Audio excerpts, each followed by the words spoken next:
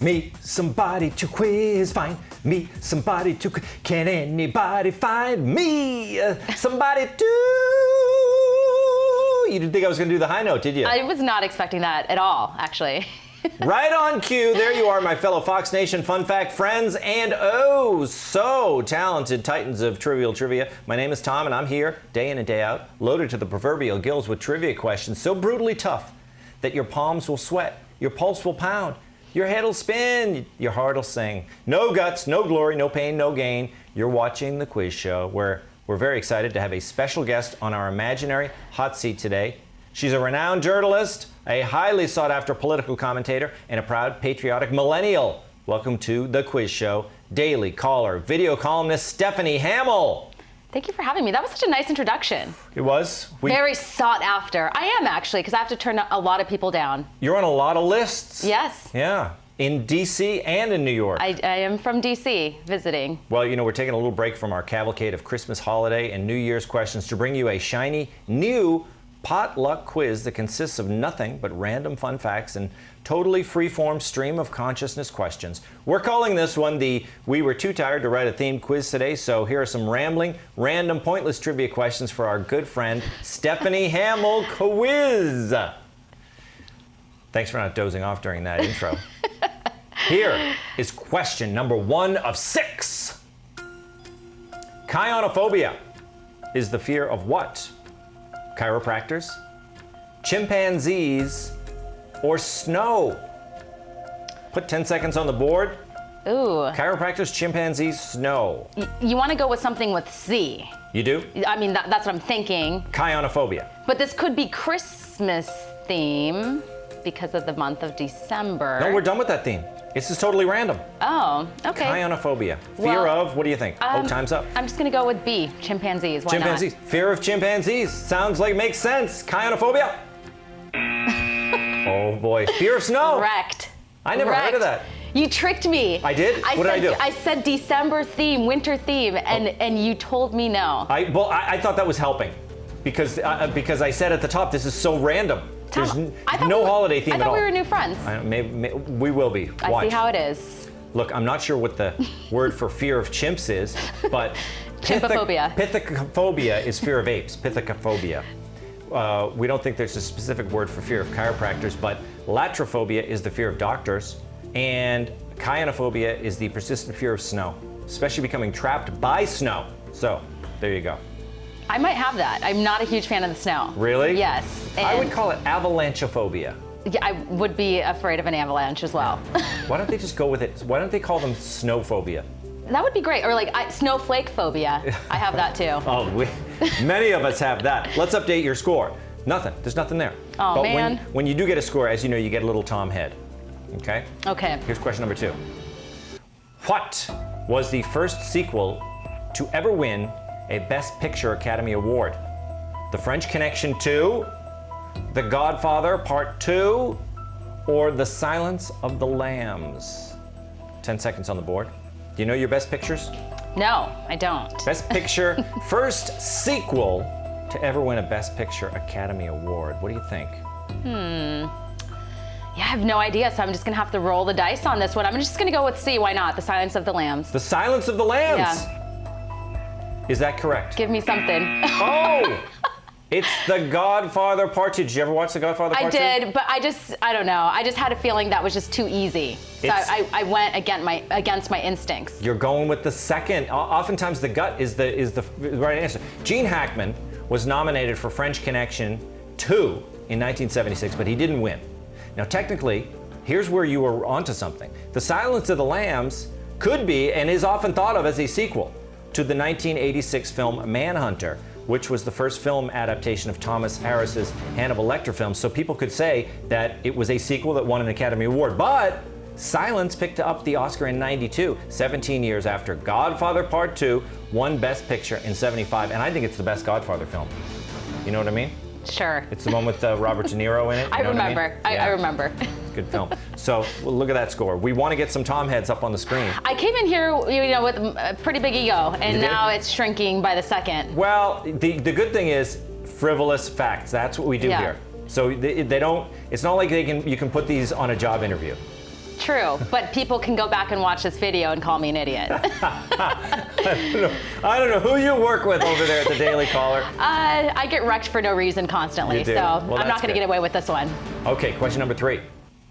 Back in 1989, who won the very first rap Grammy? Was it DJ Jazzy Jeff and the Fresh Prince, Biz Markie, or LL Cool J? So many. This is way before my time.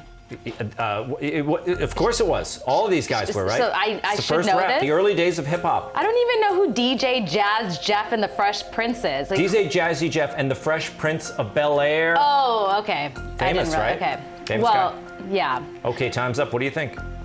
I don't know. LL Cool J? LL Cool J. Could be. Wait, you're lighting up the wrong one. LL Cool J. Come on. Oh my gosh. No. It was actually DJ Jazzy Jeff and the Fresh Prince. Fresh Prince, you know, Will Smith. Yes, I remember that. They were nominated back in 1989. They were also invited to perform at the Grammys, and that did not happen. When they found out that their award would not be part of the telecast, they joined LL Cool J and many other rappers in the boycott of the ceremony. They won that year for the song Parents Just Don't Understand, and I would say that that's still true today, don't you think? Sure.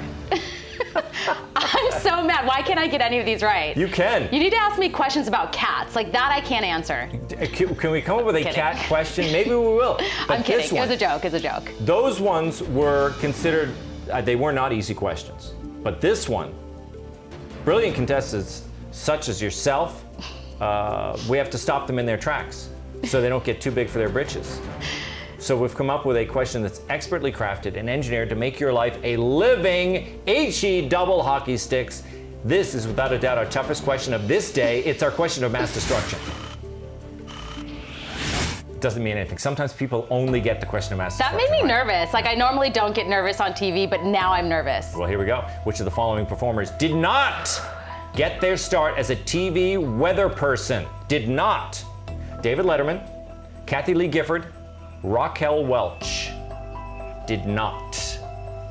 David Letterman. David Letterman. Do you know these guys? The David Letterman, you know. Kathy Lee Gifford, you know. Raquel Yes. Welch. Okay. 2 of them weather people. 1 not weather person. Can I go with David Letterman? David Letterman, I yeah. feel like you're trying to throw me off. Oh no, David Letterman is your choice. I'm just throwing answers out there to see what sticks. David Letterman, is she right? Oh my God. Come on. Kathy me. Lee Gifford. She seems so weathery, doesn't she? She does. Kathy Lee was not a weather person. In the late 50s, Raquel Welch, then Raquel Tejada, had a short stint as a weather forecaster at KFMB in San Diego. Wow, that's a real looker as a weather person, Yeah, right? you know, I actually used to do weather. You did? Yes, I And wasn't. you didn't know that Letterman was a weather I person? don't know this stuff. One of the most famous weather people I to know, become but I a- don't follow that. Yeah. But I did do weather, and I wasn't a meteorologist. It was a weekend weather position for a CBS local affiliate in Arizona. That is amazing. And guess what? The weather hardly changed. It's Arizona. Yeah, but the audience loved me, so. That is fantastic. Yeah, Letterman began his career as a weatherman at WLWI in Indianapolis. I guess the reason I know that is my friend Jim Gaffigan was in a show and he played a weatherman and people thought it was based on Letterman because of that. So that's where I learned that crazy fact. Well, look at that. Look at that board. Is there something clean about it that there's no tom heads at the bottom? So I think you can take solace in that. How about question number 5? In some countries, it is illegal to do what to an octopus? Touch them, perform surgery on them without anesthesia, or share the water with them. Wow. So in some countries, illegal to do this to an octopus. I think B sounds a little too fantastic. Perform surgery on them without anesthesia. Like, I don't think that that's really a thing. So I would say probably A, touching them. Touching them. Illegal Yeah. to touch an octopus. Guess, could happen. Is that the answer? No way. That is amazing. Now, what was the one you said was just too weird? The anesthesia one. Why is that even Why? happening? Despite their walnut-sized brains, octopuses are highly intelligent, possibly more so than any other invertebrates. So, in some states, you're required to use anesthesia on them before surgery. I guess because it seems like the decent thing to do because they're so smart. You know why? Because doctors doctors respect the smarts, and they think that I don't want to get them mad.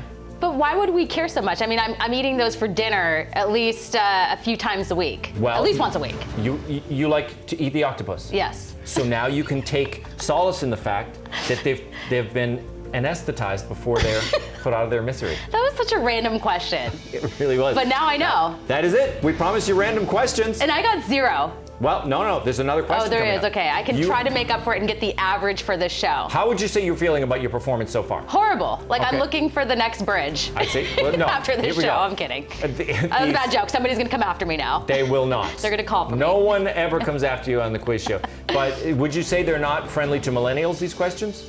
Some of them did take place before your time. Yeah, I felt like these were not millennial friendly. Like you should be asking me about like Kim Kardashian and Kanye Right.